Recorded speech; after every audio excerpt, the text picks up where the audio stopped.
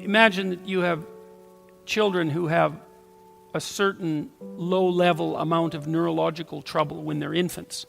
So something's gone wrong, maybe a little oxygen deprivation at birth, something like that. Something's gone a little bit wrong with their neurological development.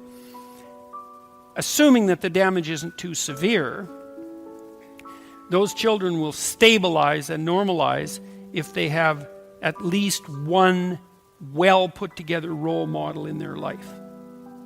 And so one of the things that you do if you want to inspire others is get your act together, because you inspire most through example.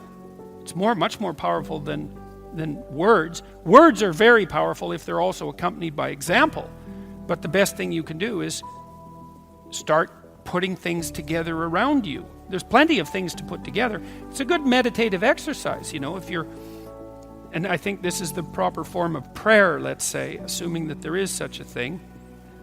A proper form of prayer would be, if you're not happy with your life, if you're miserable, you sit on the edge of your bed and you think, is there anything I can change in what I'm doing that is going to make this less awful than it has to be? Less awful than it might be? You have to ask that, with intent. And generally speaking, you'll get an answer almost immediately. There's something that you could put right that day that would make things slightly better than they are, and that's rule 4, which is compare yourself to who you were yesterday and not to who someone else is today. I don't believe that there's a person who exists who wouldn't receive an answer to that question if they genuinely asked it. And it's no different really than thinking. Like if you think you have a problem, you think, you get an answer. Might not be the right answer, but obviously you get an answer. And you might think, well, I thought up that answer. It's like, well, that's really not much of an explanation because you don't know how you think. It's like I'm sitting there and thoughts appear in my head and that's how I think. It's like, that's a pretty shallow explanation. It's not much different than revelation. It's like you ask yourself the proper questions, you'll get the proper answers. If you ask the right question and you want the answers. Right, and those are not easy preconditions to set up because who knows, if you're sitting on the edge of your bed thinking, okay, what am I doing wrong? That's a hell of a question to ask. Because if you really want to know, you'll find out. And then you'll find out that you really didn't want to know. Because generally speaking, finding out what you're doing wrong is not a pleasant experience, and it means that you have to sacrifice part of yourself. Usually a burned out, stupid, bitter, corrupt, arrogant, nasty, vengeful part of yourself, but nonetheless part that you like. And so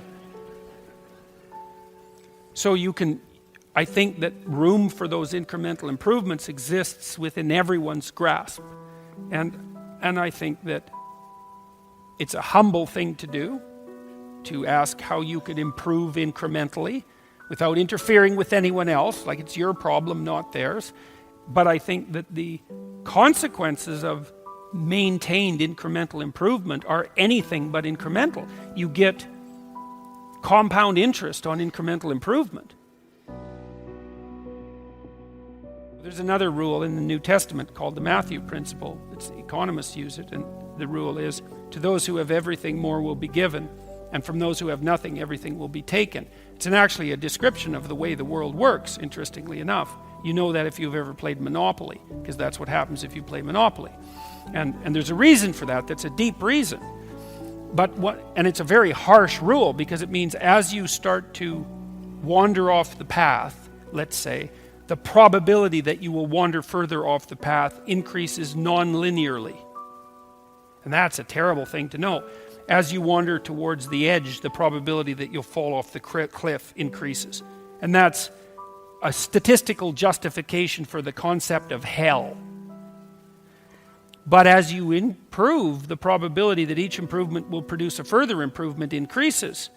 And so perhaps the downside is the cataclysmic catastrophe that you can engage upon if you reproduce your moral failings, but the upside is that each improvement produces an increment in the probability of the next improvement.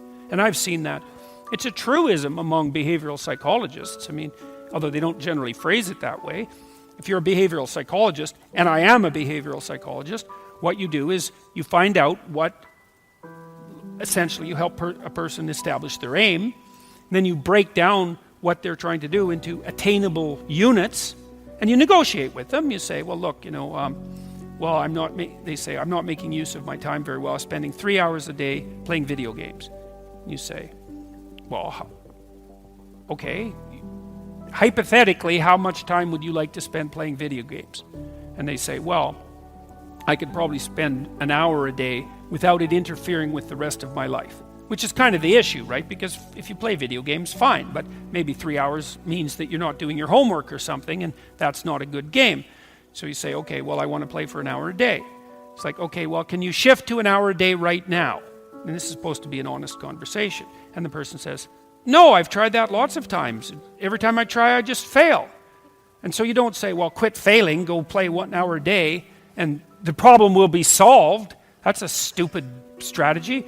You say, okay, well, look, you think about this, and don't agree to do this unless you think you will do it, because otherwise it's just a waste of both of our times. It's like, do you think that you could track how much time you spend playing video games for 1 week? Don't change anything. Just track it. And they think, yeah, I could probably do that, but I might miss a couple of days. And you think, okay, fine. So here's the deal. 5 out of the next 7 days, you just track how much time you spend playing video games. And the person says, I think I can do that. Because that's what you want them to say. You want them to succeed at the improvement.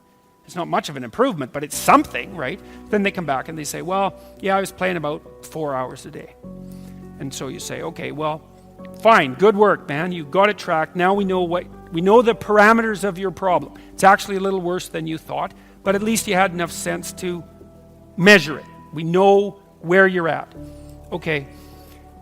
Do you think you could cut that down to 3?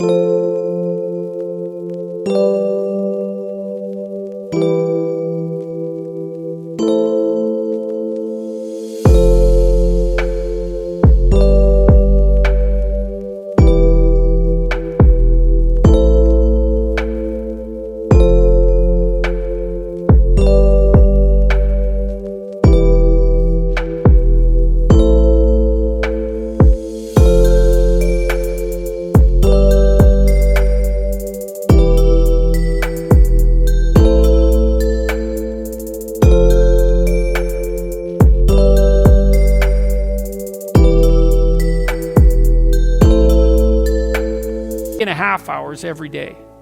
And the person thinks, no, I'm pretty weak-willed. I don't think I can manage that. You say, well, how about this? Do you think that 2 of the next 7 days you can only play for 3 hours? You think you can manage that? And you're not cynical about this. You're not insulting the person, any of that. It's like, because you don't care. All you care is that they make some incremental movement towards their goal. And the person thinks about that, if they have any sense, and they take their weakness into account, and they think, I think I could probably do that.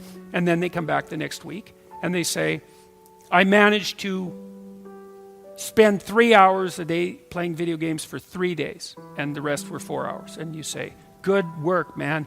You've just got rid of 25%. 12.5% of your problem. You're 1/8 of the way to fixing it in 1 week. And the person isn't going to be all...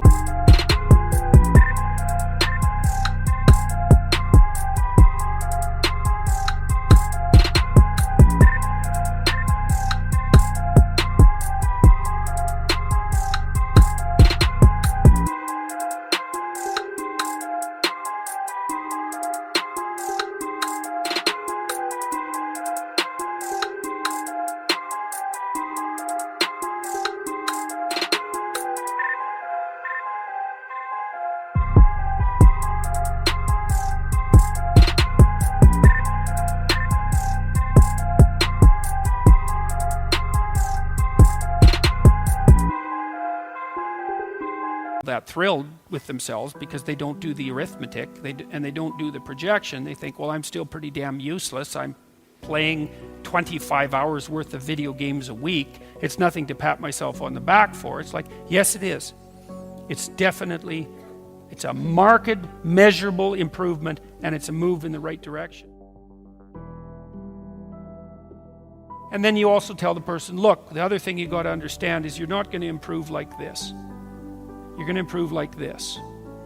So some weeks you're going to come back and say, geez, I backslid completely and I played for 4 hours a day for 7 days. But it doesn't matter, because that doesn't mean you failed. It just means that you slid back. You want to calculate it over a month or something like that. And, generally speaking, a month later, the person's down to something like 2 hours a day. And you've figured out ways of filling their time in with something productive otherwise, and they're on their way. And the general consequence of that is that every time they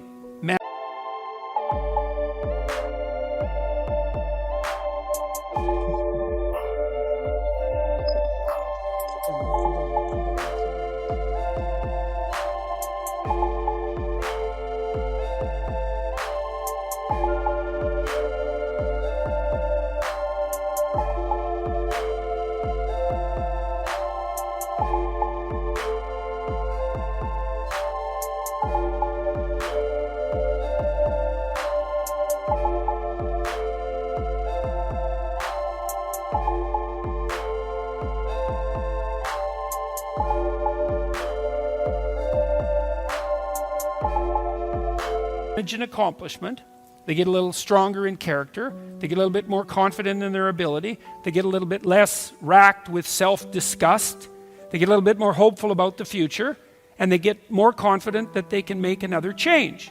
And if you're patient, and you have to be patient with yourself that way, it's like you reward those incremental improvements and you don't get all cynical about them, and you think, okay, just imagine what would happen if you kept doing that every week for 10 years. And the answer to that is, things would be so much better for you that you can't even imagine it with that much improvement, or maybe even with half that much improvement.